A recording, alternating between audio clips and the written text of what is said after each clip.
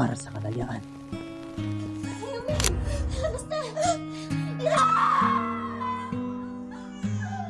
Jose, aking anak, isinilang ka sa panahong madilim ang gabi ng ating bayan. Naway, ang mitsa ng iyong buhay ang maging muling pagsiklab ng liwanag sa lupang tinabunan. Doña Teodoro Alonso! Ikaw ay dinarakit sa salang paglalason! Ina!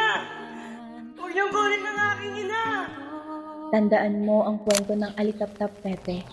Huwag kang matakot sa liwanag, kahit pa ito ang maging sanhi ng iyong kasawian. Mahal ko, pa ang huli natin. Huwag kong iwanan sa dilim. Matawad aking sinta. At kailangan kong ialay ang aking buhay para sa bayan. Ang katalinuhan ng isang kasalanan, lumisan ka na. Paghihiganti ko, hindi sa pamamagitan ng dahas sa utak, kundi sa talas ng katotohanan. ¡De ningún enemigo de España! ¡Rizal!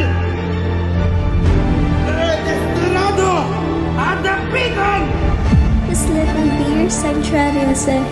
Itong puso ko ay nahanap ang tahanan sa iyo.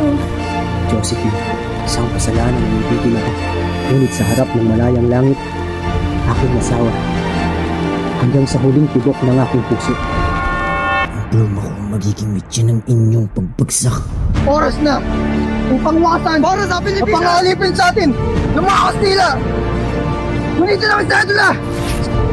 Mabuhay ang Pilipinas!